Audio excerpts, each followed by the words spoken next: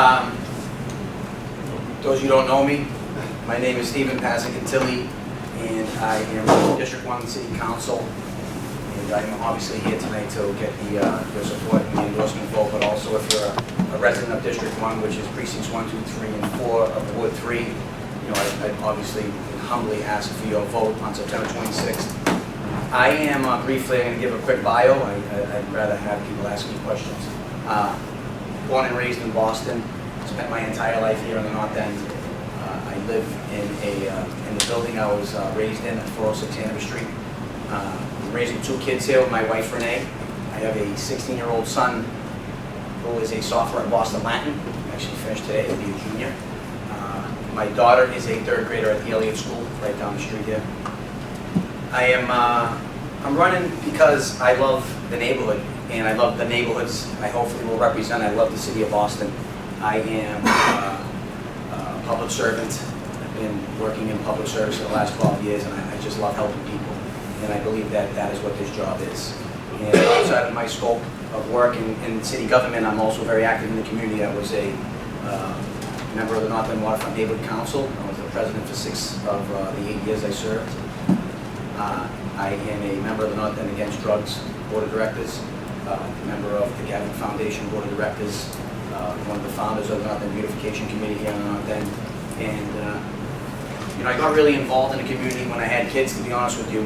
And one of the reasons I'm running is because it really matters to me what happens in this city moving forward, and it matters to me what happens in this neighborhood in particular. You know, when you have kids, things change. You know, your perspective on life changes. Educating your kids becomes very important. Making sure the streets are safe becomes very important. You know, if you asked me this question 20 years ago, I was a 22-year-old senior at Suffolk University. These things weren't things that impacted my life on a daily basis. They probably impacted my family. But I'm running basically on a very big part of why I'm running is on Boston Public Schools platform. I think we need more K-1 seats. I'm going to advocate for more K-1 seats. Right now, at the Elliott School, the waiting list is bigger than the enrollment of the school.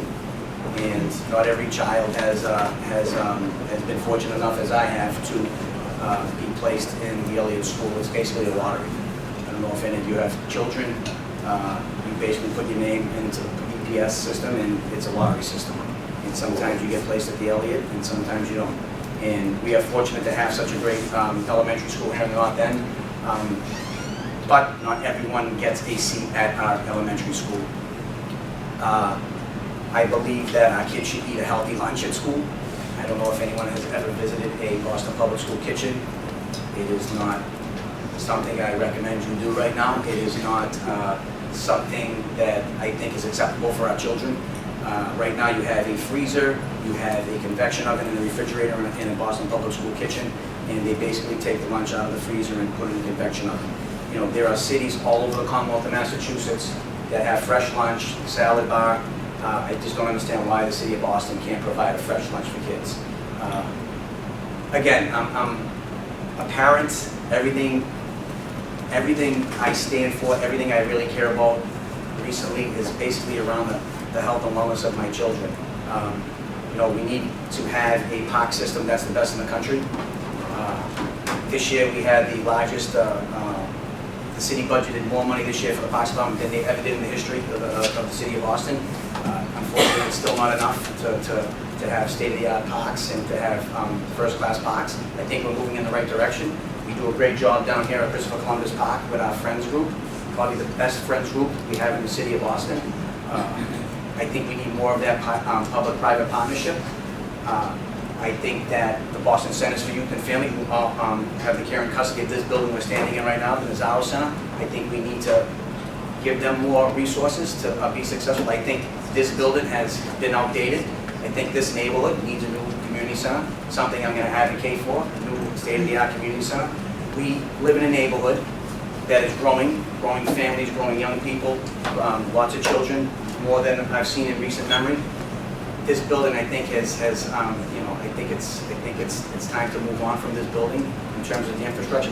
We have a 200-kid waiting list to get to the after-school program at the Mazzaro Center. We don't have a Boys and Girls Club. We don't have a YMCA.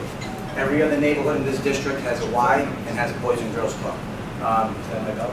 You have a minute. So, I've been sold for 13 years. Recovery services is a very, very important and very personal issue for me. The city just created an Office of Recovery Services, first of its kind in the nation. This September, we moved forward on a service with the 311 call center where you can call with someone in need of detox or in need of services for mental health or addiction. So those are the things that are really important to me. Again, there's lots of things we can talk about. We can talk about transportation.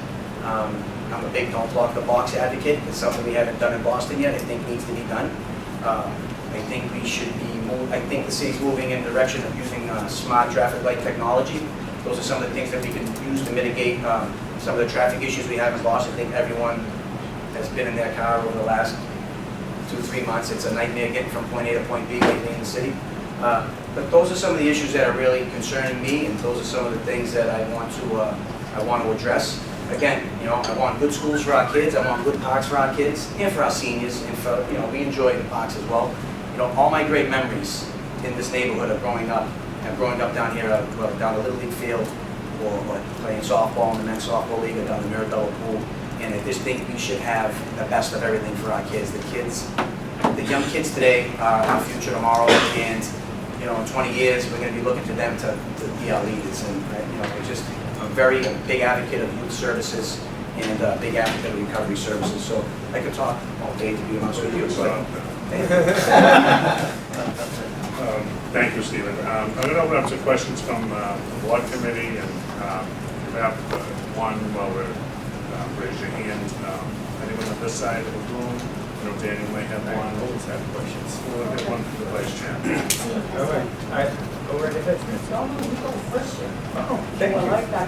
You want me to go first? I just want to, if I may. You could do this the whole 8 minutes, so. I guess, I think my thinking was very good and every bit of it. But I just have a question, Steve, if I may. I know you well, I know the family well, and I know you work in the city of Boston. And I'd like to know, from my perspective, the people down my end where I live, because parking, as you well know, is an issue.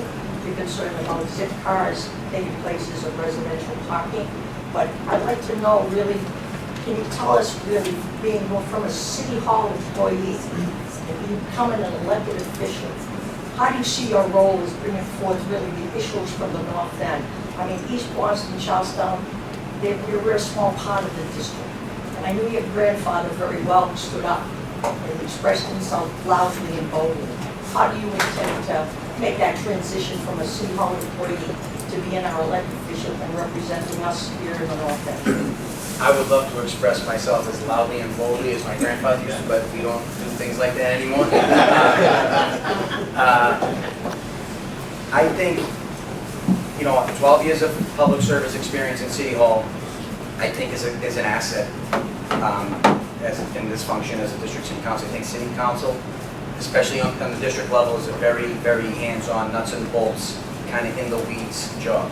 So in terms of things, and I was the director of operations at the Department of Transportation for 2 years, and I'm well aware of the parking situation. I remember when you pulled up to the front of your house with groceries, and there was a spot in front of your house, or like 2 buildings down. It was never an issue. And obviously the neighborhood changed, and cars are now affordable, and parking is a pain. It's a pain in the rear end. And it's in every neighborhood.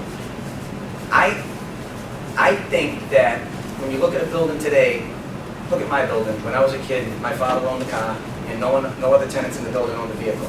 Now, in my building, there are 3 cars. The building across the street probably has 5 or 6 cars registered per unit. I think you give a resident, this is something that I've always talked about. I talked about it when I worked for Sal Lamartina doing constituent services, and I talked to Commissioner Fandaco when I was at operations. I've always felt that you should have a permit, you should be entitled to a permit sticker, right? But you should be entitled to 4 or 5 per unit. there has to be some kind of mechanism. I think we should put a mechanism in place that, maybe beyond the second sticker, you have to pay for your sticker. And some people would say, well, that's another tax. And I say, no, it's just a way to mitigate how many vehicles we have in the neighborhoods. Parking is a huge problem, and I know cars are affordable now, they're a luxury to have. It's the worst payment I make every month. I hate making my car payment, but I need to own a vehicle. My son plays hockey. We have a game in Walpole on Sunday. I need the car. But I think maybe there's a way we can kind of minimize how many vehicles are in each neighborhood by paying, charging people per sticker beyond your first 2 cars are free, and then beyond that it's 50, then 100, then 200, or whatever that may be. So that's just my 2 cents on the issue. Hey, Stephen, two issues. One is more of a comment, and you touched upon it in your opening, is the Nazaro Center, the youth center for our kids. I have kids here in the neighborhood, as you know very well. The young, Dan was 12, Juliana was 10. We've certainly outgrown this building, so I hope when we look into the future, we're looking for some more of a bigger Boys and Girls Club, whether we add on here or do something else. So I just wanted to make that comment, and I think you touched upon it. But the other issue I have is clean streets, and I know that's part of your platform. You talked about it in the past, in recent events. I noticed Salem Street and Prince Street, in particular, my block of Prince Street and down from Prince Street, Salem Street, from Prince Street to Cross Street, the streets, the gutters are very dirty. I understand the street cleanings are great, but I miss the guys walking around with the barrels and the brooms and picking up the stuff that's in the gutter, that's left in the gutter. Any ideas or comments you have on that? I agree. I know that we used to have a local guy on the whole team, and we had, guy's name was Gibby the town, but he just retired, so I don't think we replaced our hokey is that barrel those guys roll down the street with the broom. But I know the city has a new piece of equipment that they had down here the other day. It's kind of like a vacuum. And so I think we need to improve on our technology, but at the same time, in this neighborhood, logistically, the only way to get to the curb is with a human being and a broom. And I'd love to see business owners. Some business owners are great. They're out there. They spray the street down. They sweep. It'd be good if everyone kind of helped each other. Sal Lamatino always says, when everyone gives a little, all gain. That was always my favorite line from Sal Lamatino. But if everyone just chipped in a little, it would be helpful. But I know people pay taxes. They pay property taxes. People pay. We're tax-paying citizens of the city. We are entitled to have clean streets, and I absolutely agree that we need more bodies. And this is a time of year where we add seasonal services on, so we'll add 30 or 40 guys for 6-7 months at a time, and they're usually on the barrel. But I know and in regards to the Nazaro Center, the city budgeted, I believe, $100,000 for a feasibility study to see what we can do with this building, or potentially find another location for a new center. I would love that. I think we're so. I think they sold us short in terms of the community center. Like I said, you go to East Boston, they have a Y and 2 community centers. They just finished the Parish Street Gym. Charlestown has a Boys and Girls Clubs, and they have a state-of-the-art YMCA down the Navy Yard and their community center. So we certainly could use Maria, okay. Go ahead. Maria yields. I have a crazy question / idea. With the revenue that's generated, we're a different animal than the rest of the city. We generate a ton of revenue here between taxes, meal tax, parking tickets, everything. I mean, it just goes down the road. Even if the city could take 10% of that revenue and invest it back in our neighborhood, because they advertise us to the world to come and visit, historic Boston. Come visit the North End, the Freedom Trail, and then tourists come down and they see dirty Prince Street and dirty Salem Street and, old rundown areas. Can they kick back money to us? I don't know how the budget works. I'm going to be honest, I don't know how that works. I don't think that's how they do it. They don't say if we write 2 million in tickets in the North End, that 2 million goes into. I can tell you as a former employee at ATD, They don't even put all that money back into BTD. And hopefully my future colleague who just walked in, Councilor Asabi George, she can probably answer how the budget works. I don't really know how the function Right. of the city budget works in that regard, where that money goes and how it's allocated. But I know Yeah, that small BTD used to percentage. always fight for, hey, we're writing all these tickets, give us more of the revenue from the tickets and we can do more with the Right. money we're making for the city. It's always that mentality going back. Just how we wanted. This is gonna go off in 2 seconds, and there it is. Maria, just a quick question if you don't Okay, mind. quick question. Can't believe you're asking me. Give you 1 minute to answer. You have 1 minute to answer. In your last role with the city, you worked in the Office of Economic Development, I right? did. And so what would your vision, how would you help kind of, obviously we have a very thriving business community in the North End. What would you do for small businesses, particularly women-owned businesses, and making sure that our storefronts aren't turning over, you know, every 6 months, 5 months, and that we do have a diversity of businesses besides just restaurants that we're known for? I love the restaurants in this neighborhood. My daughter was saying, my wife said now we eat out an awful lot, but we certainly need more retail. I think retail space is something we lack here. I was an operations specialist under John Bowers in the Office of Economic Development, and actually what I did was I actually helped small business owners get open, because going to 1010 Mass Ave, as anyone knows, you should all know that it's not a very easy place to navigate. So, you know, it's certainly important to help a small business get off the ground, because their investment is probably their life savings sometimes. So, you know, I think we need to streamline the services at 1010 to help people, you know, basically get from point A to point B, you know, opening the door for business as soon as possible. I also think that at 1010, it'd be great if someone can walk into 1010 and just talk to someone can guide them through the process. Right now, you go to 1010 tomorrow, you talk to Mr. Smith, and then 2 weeks later, Mr. O'Leary is telling you a completely different set of plans and a completely different set of process. So, you know, we can do, obviously, there's always room for improvement in city government, but it's certainly not perfect. I know I say we a lot because I'm so used to being in the building. It can be a real grind, it can be a real difficult place to navigate through. And to be honest, that's why I think I'm the best candidate for this position. I know how that building functions. I know what the codes are on the doors. I know where they keep the paper towels. I know where to keep the soap. I know how to get pothole filled. I know how to get streets cleaned. I know how to get snow plowed, and that's what it is. It's in the weeds, nuts and bolts, day-to-day city services. You know, along with some other things, there are some big pressing issues in the city, and obviously you speak to those issues. But my experience working in Sal Lamartina's office for 7 years was everyday things that affect your life. That, you know, you walk out the door, things you can see, feel, and touch. Those are the things we impact, painting your crosswalk. But I can also take a phone call and get a kid in detox. You know, so it's a whole bunch of things. I know I'm losing time. So. No, I need to catch you up, but I have to. So, I want to thank you